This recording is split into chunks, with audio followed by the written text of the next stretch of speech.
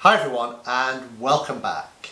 So over the course of the next 2 or 3 videos we're going to be reviewing and revising some important aspects about the present perfect. So in this lesson we will be reviewing and comparing the present simple with the present perfect. Then we'll take a look at how to use for and since, those two words that help us to describe how long effectively. And then we'll also take a look at using when versus how long. So it's really the past versus the present perfect. When and how long. Okay, so let's start with looking at the present simple and the present perfect. So you can see here, okay, we have two people. We have two fictional people called Dan and Jenny. Okay. So Dan and Jerry, they are married. Present simple, they are married. Okay, so they are married, okay, is describing the current situation. The present simple describes, in this instance, now. Something that is true forever. They were married yesterday, they're married today, they'll be married tomorrow. But really, we're describing the now. They are married. Okay, so one thing we know about these two people is they are married.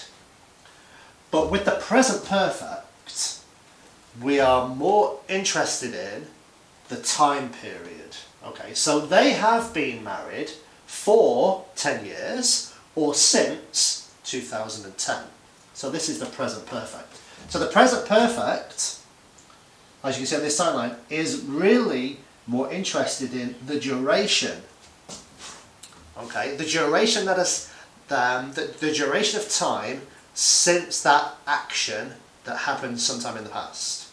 Okay, so it's really about how long, and what we're doing, I suppose, here is we're using the present perfect here to describe past to present states, which is how you may see this described in your textbooks.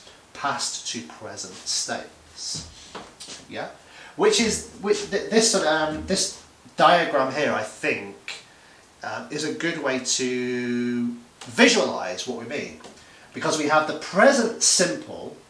They are married. Present simple. So they are married. We know right now, at this moment, they are married.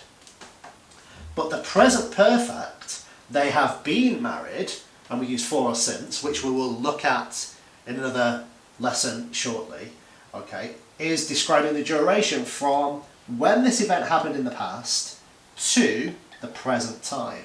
So it's talking about this duration of time, okay, rather than the fact that we know they're married, but how long has it been since they got married? Yeah.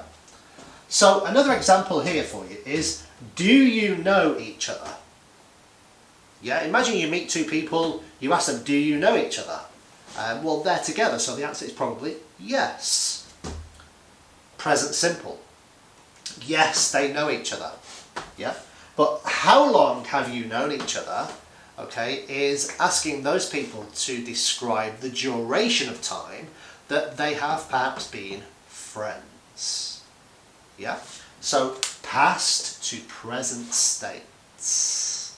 Now, I hope that you will recall from our previous lessons that how long, in terms of when we're describing durations, generally the present perfect continuous is the most appropriate tense to use. For example, it is raining outside. How long has it been raining? It has been raining for 2 hours. Present perfect continuous is more commonly used to help us describe these durations. So let's take a little more detailed look at using the present perfect continuous. So the present perfect continuous is more commonly used to help us describe this duration of time periods. Yeah. Now there are some verbs such as know, like, and also believe there are others as well that we cannot use in the continuous tense. There are some verbs, such as live and work, which work perfectly well either in present perfect simple or present perfect continuous. So you will have to learn which verbs you can use in the continuous tense by heart. But like I said, present perfect continuous is more commonly used to help us describe these time periods, and we're using for and since very, very regular with these. So I have been studying Italian for 10 years. He has been working since this morning. How long have you been teaching? Yeah.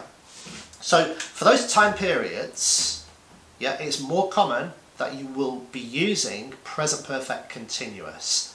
How long have you been? Yeah. Okay. So try and remember that.